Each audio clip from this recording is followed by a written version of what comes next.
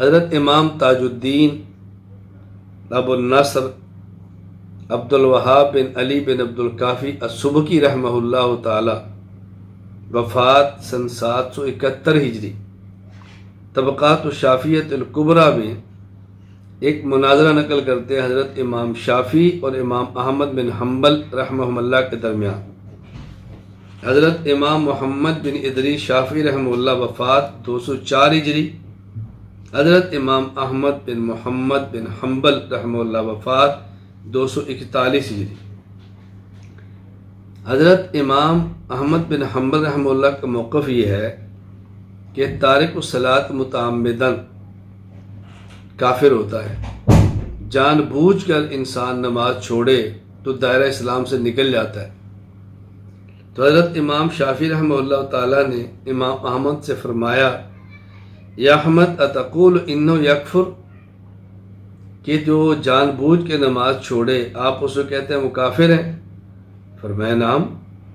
حضرت امام شافعی فرمانے لگے، اذا کان کافرا فبما یسلم، اگر وہ کافر ہے تو اب اس کے مسلمان ہونے کا طریقہ کیا ہوگا؟ امام احمد بن حنبل فرمانے لگے وہ کہے لا الہ الا اللہ محمد الرسول اللہ صلی اللہ علیہ وسلم۔ حضرت امام شافعی نے فرمایا، فالرجل مستدیم لهذا القول لم يترکه، وہ تو ہمیشہ کلمہ پڑھ رہا ہے، اس نے اس کلمے کو چھوڑا تھوڑا کہ دوبارہ پڑھے، کوئی انکار کیا کہ دوبارہ پڑھے، وہ تو کلمہ پہلے سے پڑھتا ہے۔ اب حضرت فرمانے لگے، یسلم بأن یصلی، اس کا حل یہ ہے کہ وہ نماز پڑھے، مسلمان ہو جائے گا۔ امام شافعی فرمانے لگے، صلاۃ الکافر لا تصح ولا یحکم بالاسلام بہذا، جب ایک شخص کافر ہے تو حالت کفر میں اس کی نماز تو ٹھیک نہیں ہوتی، قبول نہیں ہوتی، تو مسلمان کیسے ہوگا؟ اگر آپ فرماتے ہیں کلمہ پڑھے تو کلمہ تو پہلے پڑھ رہا ہے، اگر آپ کہتے ہیں نماز پڑھے تو کافر کی نماز قبول نہیں ہوتی، تو مسلمان کیسے ہوگا؟ کہتے ہیں فنقت احمد و سکت، حضرت امام احمد بن حنبل رحمہ اللہ یہاں پر خاموش ہو۔ اب دیکھیں دونوں مجتہد ہیں، بڑے درجے کے مجتہد ہیں، اور ایک اجتہادی مسئلے پر گفتگو کی جا رہی ہے، پیار اور محبت کے ساتھ گفتگو کی جا رہی ہے۔ حضرت امام احمد بن حنبل رحمہ اللہ تعالی وفات 241 ہجری۔ ان کا ایک مناظرہ سیر اعلام النبلاء میں درج ہے اور بہت معروف ہے، جس پر حضرت امام احمد بن حنبل رحمہ اللہ نے بہت مشقت بھی اٹھائی ہے خلق قرآن کے مسئلہ پر۔ 3 صدی ہجری میں مسئلہ خلق قرآن کو بہت شد و مت کے ساتھ زیر باس لایا گیا۔ اس وقت جو خلیفہ وقت معتصم باللہ، ان کے دربار میں امام احمد بن حنبل کو بیڑیاں لگا کے لایا گیا۔ خلق قرآن پر 3 دن تک مناظرہ ہوتا رہا۔ حضرت امام احمد بن حنبل تنہا ہونے کے باوجود اپنے موقع پر ڈٹے رہے اور پیچھے نہیں ہٹے۔ بیڑیاں بھی ہیں، قید بھی ہے، تنہا بھی ہیں، لیکن عالم ربانی کی اپنی شان ہے، وہ جو بات کہتا ہے ڈٹ جاتا ہے، اپنے موقف سے پیچھے نہیں ہٹا کرتا۔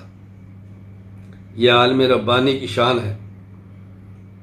حضرت امام احمد بن حنبل رحمہ اللہ تعالی، سبحان اللہ، جب امام احمد بن حنبل رحمہ اللہ سے گفتگو ہوئی ہے تو علامہ شمس الدین ذہبی رحمہ اللہ وفات سن 748 ہجری سیر اعلام النبلاء میں نقل کرتے ہیں، اس وقت خلیفہ نے کہا ناظروہ وکلموہ، یا عبد الرحمن کلمو، سب سے پہلے ایک عالم تھے عبد الرحمن نام تھا، امام احمد سے گفتگو کرو۔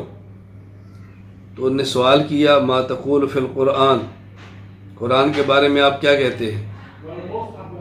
مخلوق ہے یا مخلوق نہیں؟ حضرت امام احمد بن حنبل نے فوراً فرمایا ما تقول انت فی علم اللہ، فسکت، اللہ تعالیٰ کا جو علم ہے اس کے بارے میں تم کیا کہتے ہو؟ اللہ تعالیٰ کے علم کے بارے میں کیا کہتے ہو؟ خاموش ہو گیا۔ یعنی گویا حضرت امام احمد بن حنبل رحمہ اللہ تعالیٰ نے الزامی گفتگو فرمائی، ما تقول فی علم اللہ تعالی، اب ظاہر ہے اللہ کا علم اللہ کا صفت ہے، اس کو تو مخلوق کہہ نہیں سکتا تھا، اور قرآن بھی اللہ کا علم ہے، تو یوں الزامی بات کی۔ پھر بازو نے کہا قرآن کہتا ہے اللہ تعالیٰ ہر چیز کے بارے میں خالق کل شیء ہے، اور قرآن الیس شیء، قرآن بھی شے ہے۔ جب اللہ ہر چیز کے خالق ہیں، قرآن بھی چیز ہے، تو قرآن مخلوق ہوا۔ حضرت امام احمد بن حنبل رحمہ اللہ فرماتے ہیں اللہ تدمر کل شیء فدمرت الا ما اراد اللہ، جب اللہ کسی ہوا کو حکم دیتے ہیں ہر چیز کو مٹا دو، ہر چیز مٹتی ہے، لیکن جس کو اللہ نہیں چاہتے وہ نہیں مٹتی۔ اللہ اکبر، اس کا ان کے پاس کوئی جواب نہیں بنا۔ پھر ایک اور دلیل پیش کی، کہتے ہیں قرآن کہتے ہیں ما یاتیہم من ذکر من ربہم محدث افیکون محدث الا مخلوقا، قرآن کریم کے ما یاتیہم من ذکر من رب محدث، کہ ہر نیا ذکر اللہ کی طرف سے آتا ہے، تو جو نیا ہوگا وہ پیدا ہوگا تبھی تو نیا ہوگا، تو قرآن کریم کو ذکر کہا جا رہا ہے۔ حضرت امام صاحب فرمانے لگے صاد والقرآن ذی ذکر فالذکر هو القرآن وتلک لیس فیہا الف ولا ہم، فرمایا جو تم نے آیت پڑھی اس میں ہے ما یاتیہم من ذکر، والف لام نہیں ہے، اور قرآن کریم کو اللہ تعالیٰ فرماتا ہے ذی ذکر الف لام کے ساتھ، تو قرآن الذکر الف لام ہے، اور جو تم نے پڑھا من ذکر الف لام نہیں ہے، ان سے پھر جواب نہیں بنا۔ اللہ اکبر۔ تو ایک شخص نے کہا جی حدیث پاک میں ان اللہ خلق الذکر، یہاں تو الف لام بھی ہے، اللہ تعالیٰ نے الذکر کو پیدا کیا، تو پھر الذکر مخلوق ہوا، اور قرآن الذکر ہے تو مخلوق ہوگا۔ امام احمد بن حنبل فرمانے لگے ھذا خطأ حدثنا غیر واحد ان اللہ کتب الذکر، یہ بات تم غلط کہتے ہو، مجھ پر حدیث مبارک کئی ایک راویوں کے واسطہ سے پہنچی ہے، کئی ایک محدثین نے پہنچائی ہے، اور کہتے ہیں ان اللہ کتب الذکر، خلق نہیں کتب کا لفظ ہے، الذکر کو لکھا گیا ہے، کتب الذکر۔ تو گفتگو دلائل سے چلتی رہی، بے بس ہو گئی۔ امام احمد بار بار یہ فرماتے یا امیر المومنین اعطونی شیئا من کتاب اللہ او سنت رسول اللہ صلی اللہ علیہ وسلم حتی اقول بھی، کتاب اللہ کو لاؤ، سنت کو لاؤ، دلیل کو لاؤ، میں پھر بات آپ کی قبول کروں گا۔